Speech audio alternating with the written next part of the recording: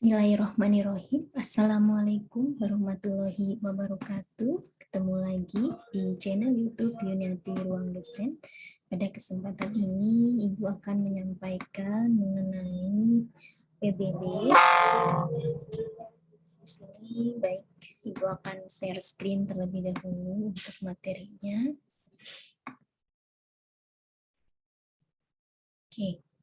Sebelumnya Anda di video pembelajaran yang sebelum ini sudah disampaikan tentang PBB P3 ya, pajak bumi bangunan, pertambangan gitu ya, perkebunan. Nah, itu Anda sudah mempelajarinya ya. Untuk saat ini Ibu akan memberikan video pembelajaran mengenai pajak bumi bangunan saja ya, tidak ada P3.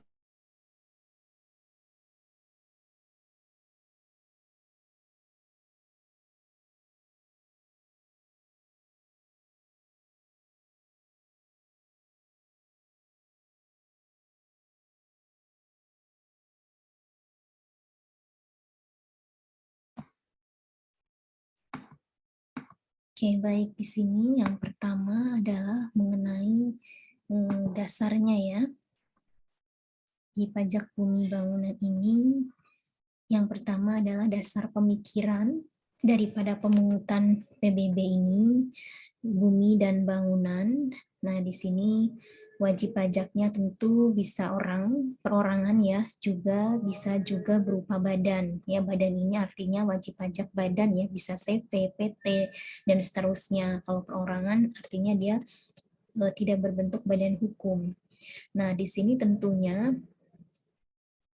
dasar pemikirannya karena adanya bumi atau bangunan yang dimiliki oleh orang atau badan, di mana memberikan keuntungan, kemudian kedudukan sosial yang lebih baik, kemudian juga bumi dan bangunan itu dimanfaatkan ya, bisa untuk tempat tinggal ataupun untuk usaha.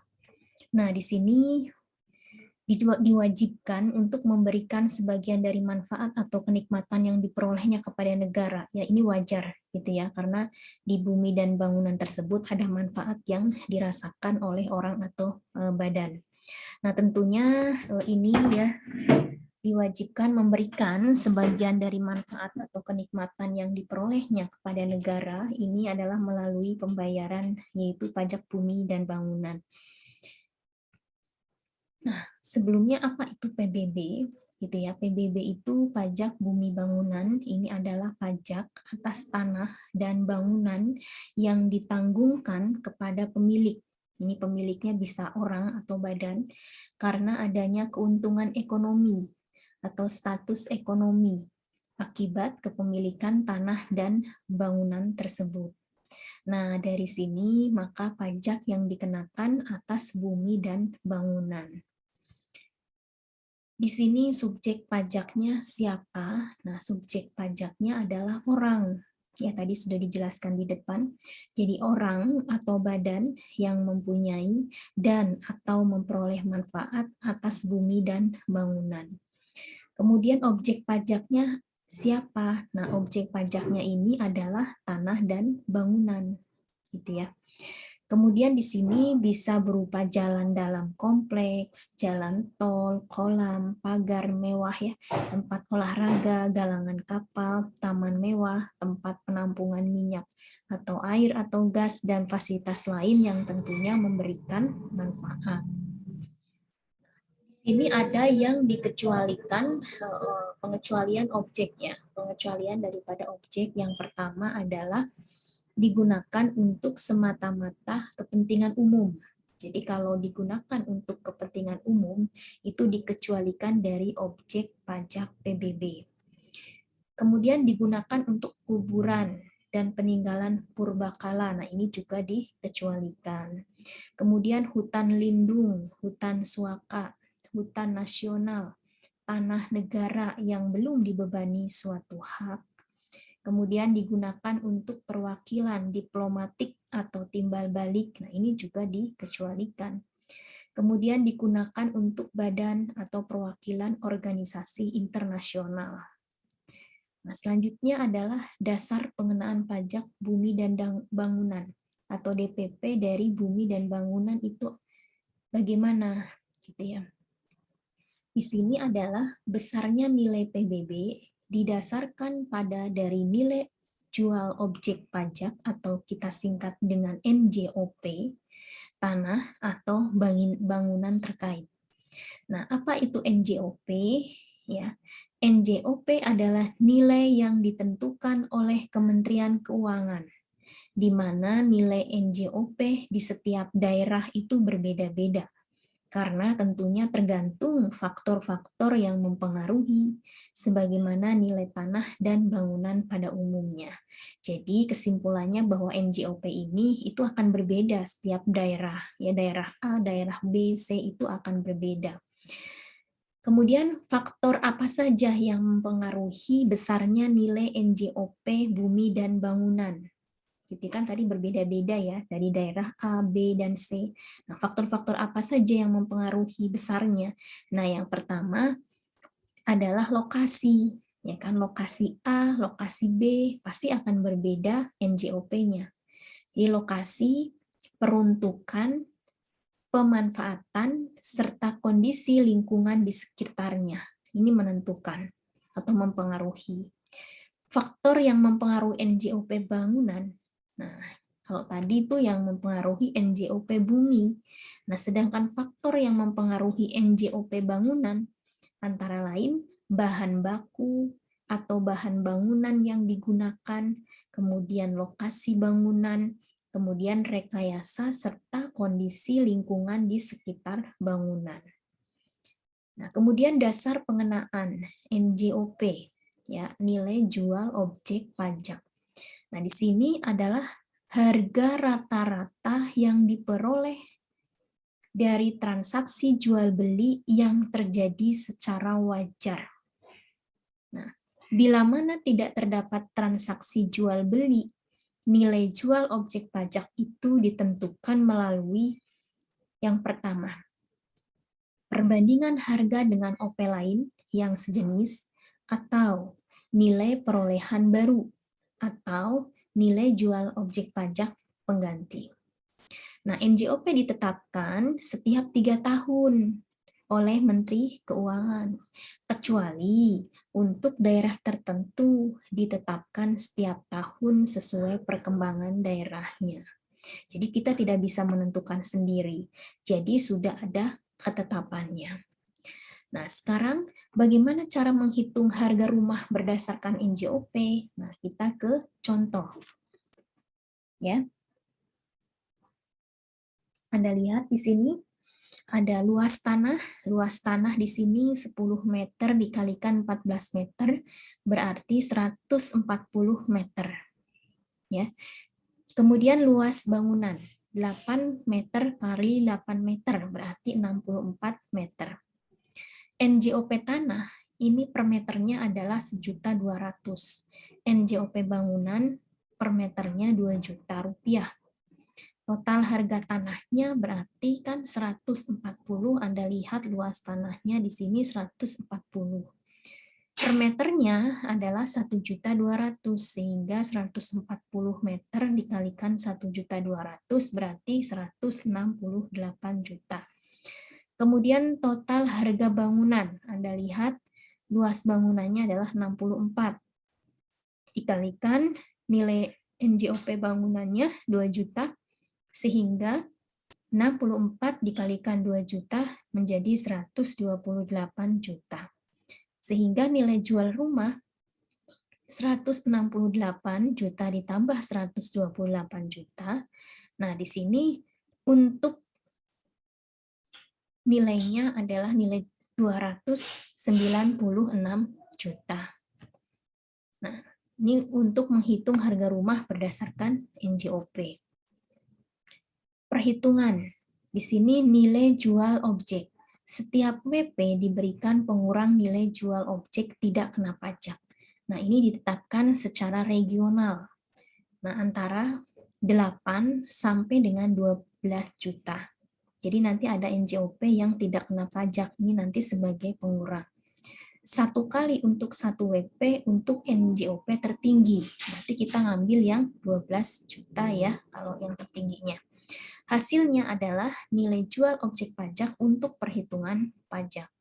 Nah, dikalikan dengan tarif nilai jual kena pajak, ya 20 dikurangi 100%. Penggunaan tarif untuk setiap NJOP tidak digabungkan untuk setiap WP. Kemudian dikalikan dengan tarif PBB. Nah, tarif PBB di sini adalah 0,5%. Itu ya. Nah, ini. Kemudian nilai jual kena pajak, berarti NJKP. Nah, ini adalah sebesar 40% untuk ini ya, perkebunan, kemudian kehutanan, ya ini berarti PBB P3 ya. Objek pajak lainnya yang dinilai NJOP-nya di 1 miliar atau lebih. Nah, pajak daerah hanya untuk P2, pedesaan dan perkotaan, untuk yang lain adalah pajak pusat. Sebesar 20% untuk pertambangan. Jadi yang 40% tadi adalah perkebunan dan kehutanan. Sedangkan pertambangan adalah sebesar 20% ya untuk NJKP-nya. Objek pajak lainnya yang nilainya kurang dari 1 miliar. Kemudian terkait dengan ketentuan, nah, tahun pajak adalah tahun takwim. Kemudian saat terutangnya ini adalah keadaan pajak pada 1 Januari. Kemudian di mana tempat terutangnya ini adalah wilayah kabupaten, bisa juga kabupaten ya, juga atau kota madya, kecuali DKI terpusat di provinsi. Kemudian wajib pajak, ini wajib mendaftarkan objek pajaknya dengan menggunakan surat pemberitahuan objek pajak. Nah, SPOP ya singkatannya. SPOP ini tentunya harus diupdate jika terjadi perubahan objek pajak. Sedangkan surat pemberitahuan pajak terutang ini akan diterbitkan berdasarkan SPOP.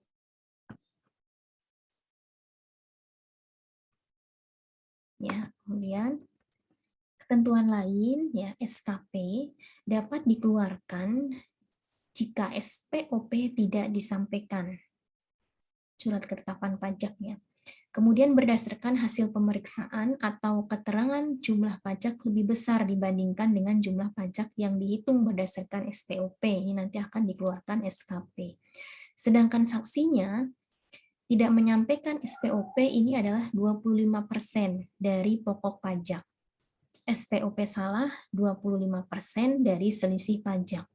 Tidak atau kurang bayar berarti 2% dihitung dari saat jatuh tempo saat pembayaran maksimal 24 bulan. Pidana tidak menyampaikan SPOP atau SPOP tidak benar karena apa? Ya karena apa ini 6 bulan denda 2 kali. Dengan sengaja 2 tahun denda 5 kali. Kemudian tidak memberikan informasi adalah 1 tahun dan 2 juta. Terkait dengan keberatan dan banding, ini dapat diajukan atas SPPT. Kemudian yang kedua adalah SKP. Terkait batas waktu pembayaran adalah 6 bulan sejak diterimanya SPPT. SKP 1 bulan setelah diterbitkan. Sedangkan STP atas bunga 1 bulan setelah diterbitkan. Oke. Selanjutnya bagaimana cara menghitung PBB? Nah, di sini PBB adalah tarif ya, dikalikan dengan NJKP. Tadi di depan sudah disampaikan bahwa tarifnya adalah 0,5%, dikalikan 20%, dikalikan NJOP. Tadi sudah tahu ya bahwa 20% ini adalah untuk pertambangan ya. Kemudian 0,5% kali 40% dikalikan NJOP. NJOP sama dengan NJOP bumi plus bangunan dikurangi dengan NJOP TKP. Tadi NJOP TKP paling tinggi adalah 12 juta. Ini untuk cara menghitungnya. Rumus perhitungan pajak PBB, tarifnya adalah 0,5%, ini dikali nilai jual kena pajak. Rumus NJKP adalah 40%, dikalikan NJOP dikurangi dengan NJOP TKP. Nah, ini 40% apabila lebih dari 1 miliar, sedangkan 20% apabila kurang dari nilai tersebut. Nah, NJOP TKP adalah 12 juta. Atau dengan kata lain, bahwa nilai PBB sama dengan 0,5% dikalikan 40% dikalikan dengan NJKP. Ini cara menghitung pajak PBB. Nah, sekarang kita ke contoh kasus. Yang pertama, wajib pajak A mempunyai sebidang tanah dan bangunan yang NJOP-nya 20 juta dan NJOP TKP untuk daerah tersebut adalah 12 juta. Maka besarnya pajak yang terutang adalah di sini berarti 0,5% dikalikan 20%. Ya, ini karena 20% apabila kurang dari nilai 1M ya. Sehingga 0,5% dikalikan 20% sama dengan 20 juta dikurangi 12 juta. Sehingga nilai pajaknya adalah Rp8.000. Ini dengan NJOP bila 20 juta rupiah, bayar pajaknya adalah 8.000. Kemudian contoh kasus yang selanjutnya. PT Hasta Prawira memiliki lahan di daerah Sukaharta dengan memiliki area tanah seluas 1.000 meter persegi dengan luas bangunan 800 meter persegi. Diketahui NJOP tanah per meter persegi di daerah tersebut, nilai NJOP tanah per meter ya di daerah tersebut adalah 5 juta dan harga bangunan adalah 1 juta rupiah. Nah, hitung NJOP bumi dan bangunan ini adalah langkah yang pertama. Bumi tadi diketahui ya buminya adalah berapa? 1.000 ya. 1.000 dikalikan tadi per meternya 5 juta sehingga 1.000 dikali 5 juta sehingga 5M. Bangunan diketahui tadi 800 meter persegi dikalikan 1 juta tadi harga bangunannya sehingga bangunannya adalah 800 juta. NJOP bumi dan bangunan adalah 5M ditambah 800 juta sehingga nilai NJOP bumi dan bangunan adalah 5,8M.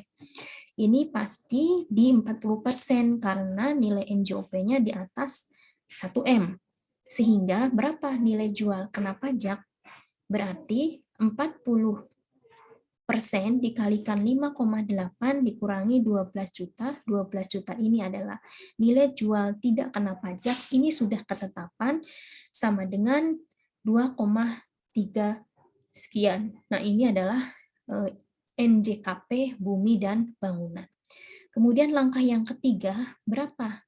Pajak bumi dan bangunannya adalah 0,5% ya tarifnya ya, dikalikan dengan NJKP. NJKP-nya tadi kan 2,3 ya, sehingga PBB-nya adalah 11,5M. Maka setiap tahunnya PT Hasta Prawira harus membayar PBB sebesar 11.576, maaf ya, tadi 0,5% dikalikan 2,3M sekian itu sama dengan 11.576.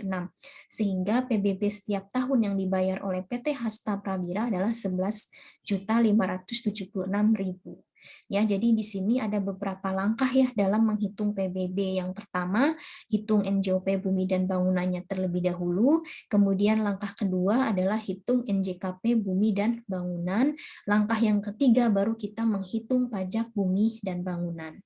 Ingat kalau kurang dari 1M berarti 20% karena ini adalah NJOP-nya di atas 1M sehingga tarifnya adalah untuk menghitung NJKP adalah 40%. Ini sudah ketentuan yang berlaku saat ini.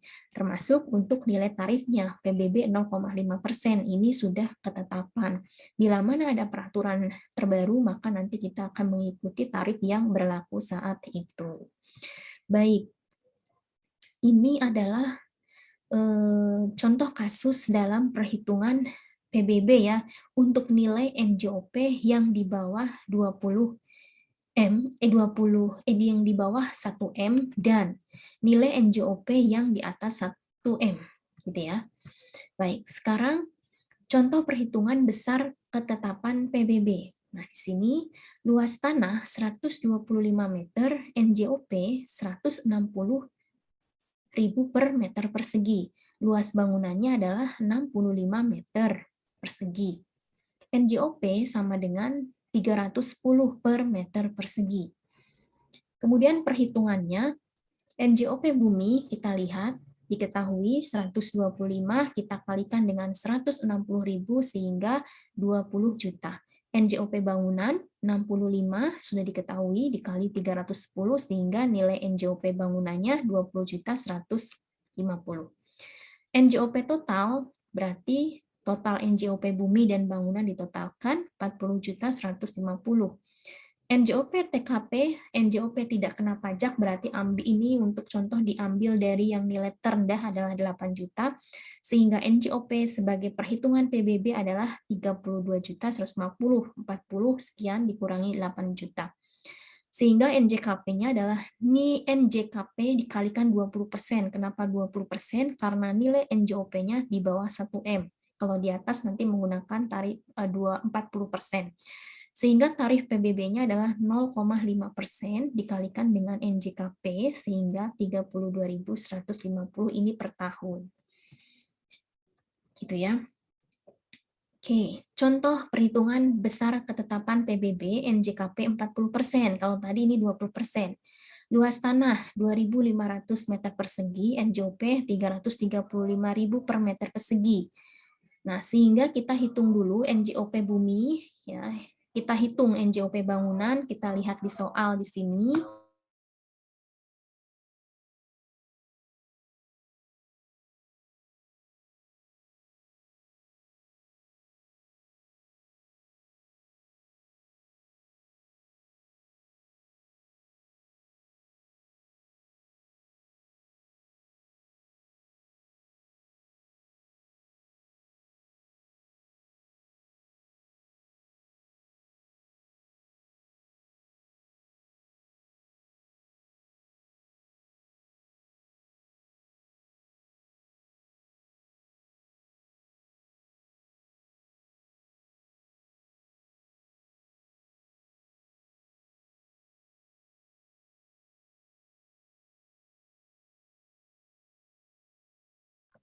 Baik, kita lanjutkan untuk contoh perhitungan besar ketetapan PBB.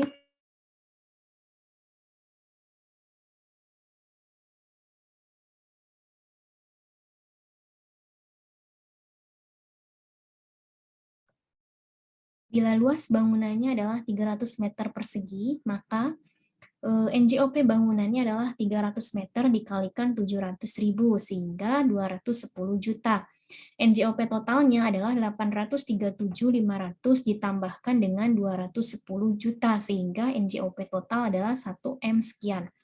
NJOP TKP, NJOP tidak kena pajak adalah 8 juta. NJOP sebagai perhitungan PBB adalah NJOP total dikurangi dengan NJOP TKP. NJOP sebagai perhitungan PBB adalah sebesar 1M sekian.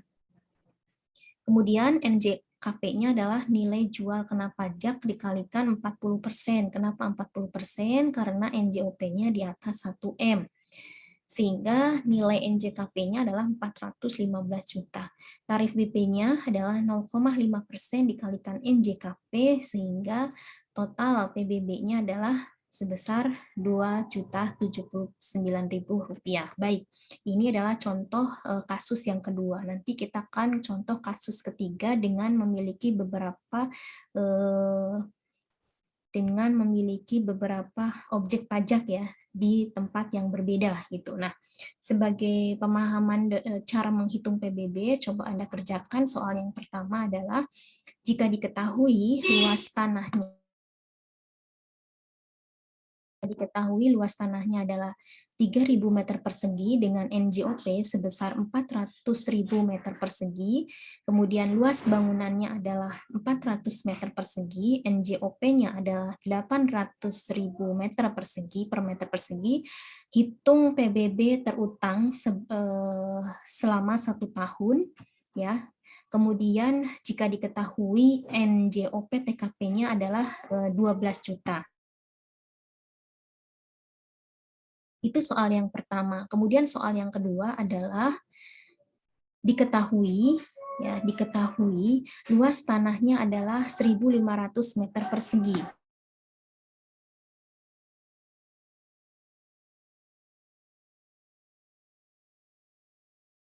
Dengan nilai NJOP-nya adalah 200 meter persegi.